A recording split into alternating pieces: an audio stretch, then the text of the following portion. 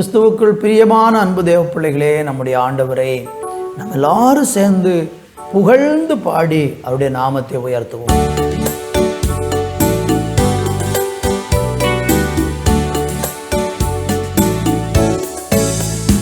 உம்மை போற்றி பாடுவோம் எங்கள் உயர்ந்த கண்மலையே. உம்மை போற்றி பாடுவோம் எங்கள் உயர்ந்த கண்மலையே. பெருவெள்ளம் அதிலை மோதி கொடிய காற்று அடிக்கையில், பெருவெள்ளம் அதிலை மோதி பெரும் காற்று அடிக்கையில், எங்கள் புகலிடமே எங்கள் தஞ்சம் நீரே, கண்மலையும் நிழலே. எங்கள் புகலிடமே எங்கள் தஞ்சம் நீரே, கண்மலையும் நிழலே.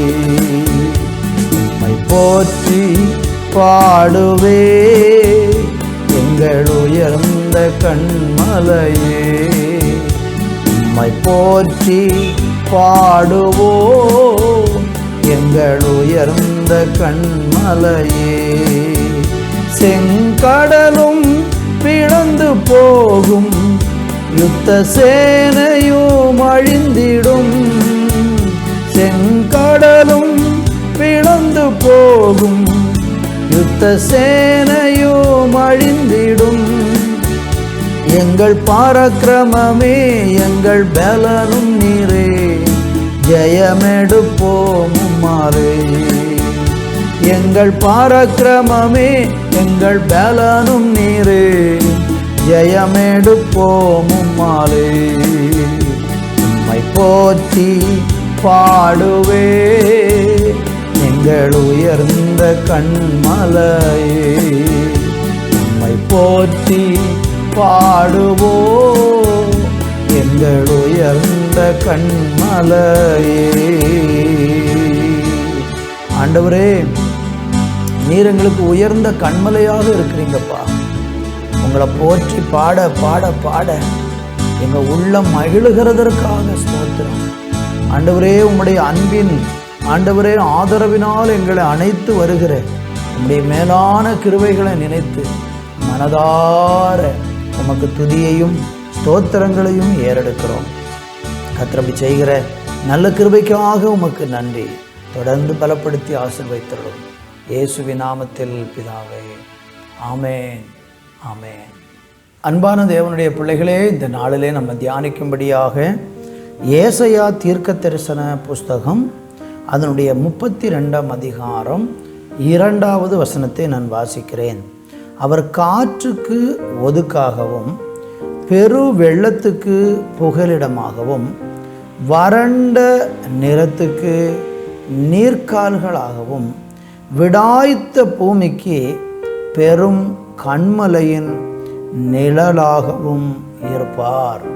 அன்பு தேவனுடைய பிள்ளைகளே, நம்முடைய ஆண்டவராகிய தேவன் நம்முடைய வாழ்க்கையிலே அவர் எப்படியாக இருப்பார் என்பதை இந்த வார்த்தை நமக்கு சுட்டி காட்டுகிறது. என்ன சொல்லப்பட்டிருக்கு பாருங்க, அவர் காற்றுக்கு ஒதுக்கா இருக்கிறாராம்.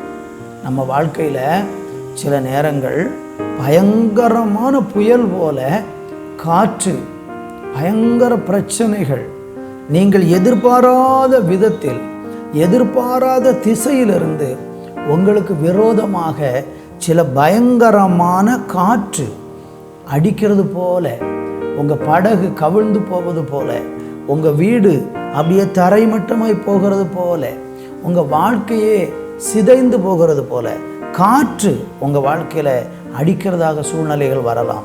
அப்போ ஆண்டவர் சொல்கிறார், வசனம் சொல்லுகிறது, அந்த காற்றுக்கு அவர் எப்படி இருக்கிறாராம் பாருங்க, ஒதுக்காக இருக்கிறார். நமக்கு தெரியும், நீங்கள் அப்போஸ்தலர் நடவடிக்கைகள் 27ஆம் அதிகாரத்தை படித்து பார்த்தீங்கன்னா அங்கே அப்போஸ்தலனாகிய பவுலனுடைய ரோமாபுரிக்குரிய பயணத்தை பார்க்கலாம். அந்த பயணத்தில் பயங்கர காற்று அவங்க படகுல வந்து மோதி அடிக்கிறது. அங்கே நீங்கள் படித்து பார்த்தீங்கன்னா 14வது வசனம் சொல்லுகிறது, கொஞ்ச நேரத்துக்குள்ளே யூரோ கிலிதோன் என்னும் கடுங்காற்று அதில் மோதிற்று. பார்த்தீங்களா, அந்த காற்றுக்கு ஒரு பெயரே வைக்கப்பட்டிருக்கிறது. என்ன பேர்?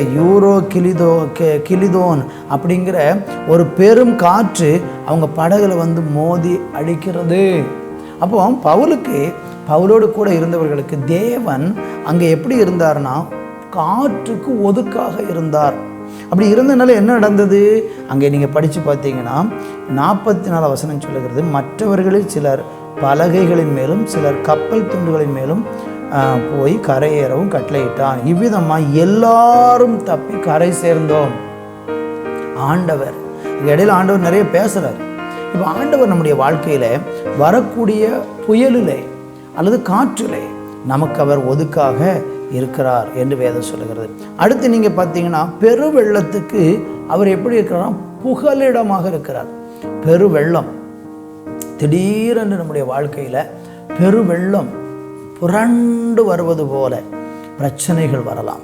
அப்போ ஆண்டவர் தான் நமக்கு யாராக இருக்கிறாரு? புகலிடமாக இருக்கிறார். அவரை போய் தஞ்சமடைய வேண்டும். உங்களுக்கு காற்றடித்தாலும் நீங்கள் அவரை ஒதுக்காக நினைத்து கொள்ளணும். உங்களுக்கு பெருவெள்ளம் வருகிறது என்றாலும் கர்த்தர் தான் நம்முடைய புகலிடமாக இருக்கிறார். அப்புறம் வறண்ட நிலம், வறட்சி, வாழ்க்கையில் எல்லாமே குறைபட்டு எல்லாமே ஒன்றுமில்லை, எல்லாமே நஷ்டம், எல்லாமே வெறுமை, குறைபடுகிற ஒரு நிலை, வறண்ட ஒரு நிலம் போல, பலன் இல்லை, உழைப்புக்கு ஏற்ற பலன் இல்லை. அப்படி வறட்சியான ஒரு சூழ்நிலையில் நீங்கள் இருக்கிறீங்க அப்படின்னா ஆண்டவர் சொல்றாரு, வறண்ட நிலத்திற்கு நீர்க்கால்களாக இருக்கிறாராம். வாழ்க்கை வறண்டு போனதா? கர்த்தர் உங்களுக்கு செழிப்பாக்குவார். ஆமென். நீ நீர்ப்பாய்ச்சலான தோட்டத்தை போலவும் வற்றாத நீரூற்றை போல இருப்பாய் என்பது ஆண்டவருடைய வாக்குத்தத்தம். ஆனால் இந்த நாட்களில் வறட்சி அனுபவிக்கிற நீங்கள் கர்த்தருக்குள் வரும்போது நீங்கள் எப்படி மாறுவீர்கள்? நீர்க்கால்களைப் போல அவர் உங்களுக்கு மாறுகிறார். கர்த்தருக்கு மகிமை உண்டாகட்டும். விடாய்த்த பூமிக்கு பேரும் கண்மலையின் நிழலாக இருக்கிறார். விடாய்த்து போன, அதாவது தரிசு நிலம் போல, இனி வேற வழியே இல்லை அப்படிங்கிற நிலையில் இருக்கக்கூடிய ஒரு பூமிக்கு பெரும் கண்மலையின் நிழலாக இருக்கிறார். கர்த்தருக்கு மகிமை உண்டாகட்டும். இன்றைக்கி உங்கள் வாழ்க்கையில் ஏதோ ஒரு விதத்தில் ஒருவேளை புயலாக இருக்கலாம், அல்லது பெருவெள்ளமாக இருக்கலாம், அல்லது வறண்ட பூமியை போல உங்கள் வாழ்க்கை இருக்கலாம். எப்படி இருந்தாலும் இயேசு கிறிஸ்து உங்கள் வாழ்க்கையின் காற்றை அடக்கவும், இயேசு கிறிஸ்து உங்களுடைய பெருவெள்ளத்தில் உங்களுக்கு புகலிடமாக இருக்கவும், வறண்ட நிலத்தில் நீர்க்கால்களாக உங்கள் வாழ்க்கையை மாற்றவும் கர்த்தராகிய இயேசு வல்லமை உள்ளவராக இருக்கிறார். அவர் நம்முடைய கண்மலை. அவர் நமக்கு உதவி செய்வார். நீங்கள் உதவியற்று இருக்கிறீங்கன்னா யாருடைய உதவியை தேடி போகிறீங்க? மனுஷ உதவியையா? அல்லது யாரோ உங்களுக்கு ஏதோ செய்து விடுவாங்க அப்படி சொல்லி யாருடைய வார்த்தைகளை எல்லாமோ நம்பி ஏமாந்து இன்னும் எவ்வளோ நாள் ஏமாற போகிறீங்க? இன்னும் எவ்வளோ நாள் இப்படி மற்றவர்களை நம்பி நீங்கள் உங்கள் வாழ்க்கையை வீணாக்க போகிறீங்க? இன்னைக்கு இயேசு கிறிஸ்துவின் அண்டைக்கு நீங்கள் வந்தால் உங்கள் வாழ்க்கையில் அவர் உங்களுக்கு ஒதுக்காகவும் புகலிடமாகவும் உங்களுக்கு நீர்க்காலாகவும் பெரும் கண்மலையின் நிழலாகவும் இருந்து உங்களை நடத்துவேன் என்று வாக்கு பண்ணுகிறார். நம்ப முடியுமா? நம்பி பாருங்க. ஒரே ஒரு விஷயம் மாத்திரம் நம்பி பாருங்க. கர்த்தர் உங்களுக்கு அதை செய்வார். நல்ல தகப்பனை, இதை பார்த்து கொண்டிருக்கிற பிள்ளைகள் யார் இந்த நிலையில் இருந்தாலும் இயேசு கிறிஸ்துவின் கரம் அவர்களை உயர்த்தட்டும் என்று செபிக்கிறேன். அப்படி செய்கிறதற்காக உமக்கு நன்றி. இயேசுவின் நாமத்தில் பிதாவே. ஆமென்.